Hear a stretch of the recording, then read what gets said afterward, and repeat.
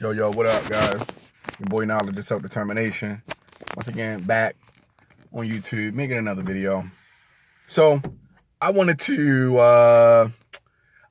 do a video on a topic that I heard from the voice of reason, Zoe Williams, on his show, his podcast, where it was him, Bobby Glanton Smith, Corey Holcomb, and man, I can't remember Craig's last name, but they call the nigga Craig Facts. So, yeah, if you watch the Corey Holcomb show or the Voice of Reason, you know the gentleman that I'm referring to. But anyway, an interesting topic came up, I believe, towards the middle of this particular podcast, and it was about manipulation. Now, I'm not going to quote the question exactly, but basically, the premise of the question is this: a man who uses manipulation in his relationship less than a man or a feminine male? Does being manipulative as a man make you less than a man? Does it emasculate you? Right? And me moving away from the relationship aspect and focusing on this manipulation period.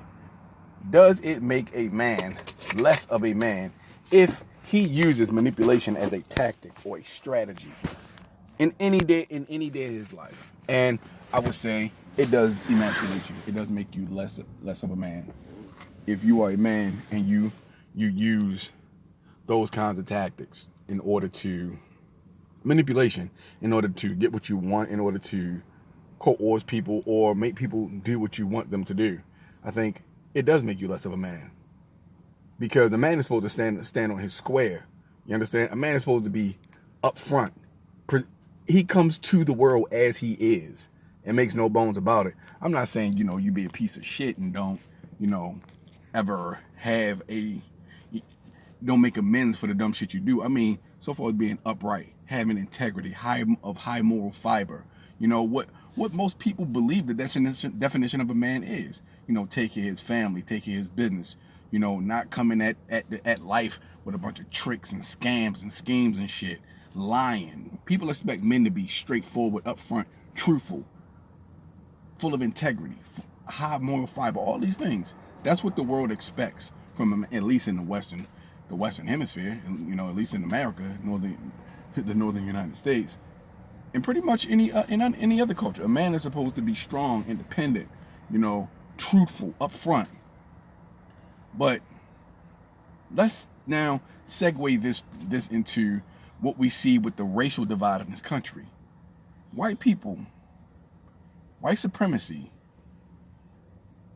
is very manipulative. They manipulate the justice system. They manipulate the education.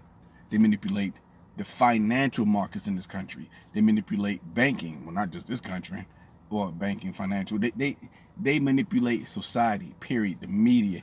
Every aspect of our society is manipulated by these people. We see how they manipulate news and information in order to persuade people to believe something that is not true. Usually always to believe falsehoods and falsities. Donald Trump coined the phrase fake news. And he only said it's fake news when it's dealing with him. But he did highlight a very I believe, important subject or topic when it comes to American media and information, that a lot of this shit is fake news. Now, am I saying that white supremacy or the white supremacist males who buy into this false sense of supremacy, does that make them less than men? Does it demasculate them? Yes, it does. It makes them less than men. Because let's take a good look at this. White supremacy has created a system where they have complete control and manipulation of that system. Where the system has, like the Collegegate incident, for example, those of you who aren't aware of the Collegegate thing, is basically a lot of white families, and I heard some Asian families, who basically have paid colleges and administrators and so on and so forth, paid people so their kids can get accepted into Ivy League schools, and so that their kids can graduate with honors from these schools also. Right? The whole Collegegate thing. This is a system of manipulation and cheating that was perfected by white people, white supremacy. so that they can continue to give themselves all the advantages in a world where if everybody was on equal footing, they would fall last. They had manipulated everything. Phil from the Advice Show, he put up a good video about 8 different occasions in history where white people have pillaged, plundered, stolen, taken property, land from black people in this country. Some of that land is worth millions of dollars, right? Our people have been robbed, stolen from, manipulated ever since we've been on this side of the planet. And that's all I really wanted to highlight. I can go more in depth in this, and I probably will at a later date and time, but I just wanted to put that information out there. Does being a manipulative person, period, man especially, demasculate you and make you less of a man? Yes, it does. I mean, we see how white people do. White people manipulate the police in order to have black people arrested for simple things like t-shirts, buying a little kid a basketball, grilling outside, selling water, just swimming in a swimming pool, taking your dog to a dog park. Because you're there and a white person, for whatever reason, is on their best bullshit, all of a sudden, you got to get the police called on you. Because white people, they are afraid of black people. And here's the thing. See, white people in general believe, they know that that their ancestors are guilty of a lot of shit, and most of them are guilty of some similar shit. I've been in close contact with white men who have been so nervous just to be in my presence. I mean, you could literally see them shaking. And this wasn't a negative situation where we had words or confrontation. It was it was in a business atmosphere. And they're so terrified and nervous. The motherfucker stuttering, can't get his words out. You can see him halfway trembling himself to death.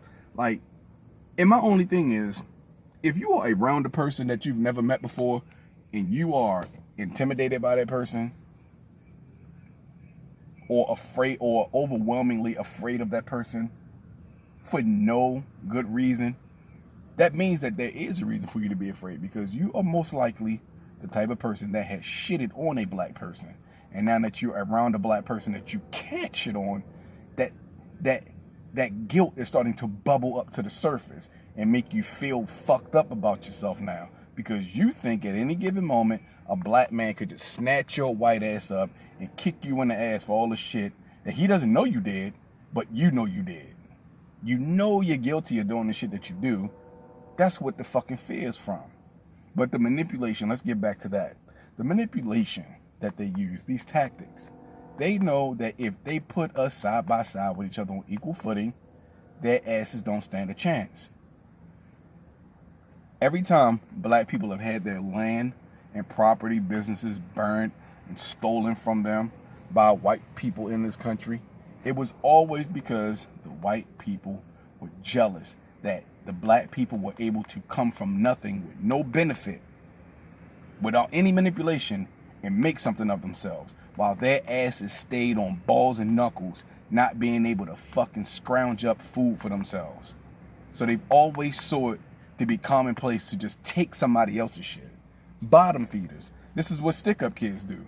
They sit back and watch you do everything you do, get mad and jealous because they can't do it, and then they come along and take your shit from you. Bottom feeder. You're feeding off the dead carcasses of other fucking animals. You know what I'm saying? This animal lived his life, fought, died, and now you're benefiting off of this motherfucker's tragedy. Bottom feeders, because that's what the fuck they are. They are the ultimate crabs. If you don't know what crab is a term, well, I say from the East Coast because it's the only place I've really heard it. But it's crabs in a barrel. But, you know, on the East Coast, we call you a crab-ass motherfucker, because that's what crabs do. A crab who sees other crabs climbing out of the bucket will pull that crab down and stomp on that crab to get in that, to replace that crab in that position. That's why the crabs never get out of the bucket, because they're constantly pulling each other down. Ultimately, is the moral to that. But we're going up on 10 minutes on this video. I'm going to go ahead and get in the crib, But I just wanted to bring that to you guys' attention. Manipulation as a sign of weakness. And we see the people in America, in the world, when we're talking about the African diaspora, we see the people who do the most manipulating on this planet. We see that. Is that a sign of weakness for them? Yes. Because again, if they do not create a system where they have all the advantages and all the benefit, they are afraid they will not survive. It's not other people taking their ability to live and survive away from them. They can't do it without you, right? They can't do it without taking what you have. Let you build your shit up and then snatch the rug right from under you. You know what I'm saying? That's what they do. Anyway, but I'm gonna go ahead and end this video. Leave a comment in the comment section. Like, share, subscribe. But also think about that for a second. If you are a man who uses manipulating tactics in your life to achieve certain goals, do you really think it's fair to continue to call yourself a man?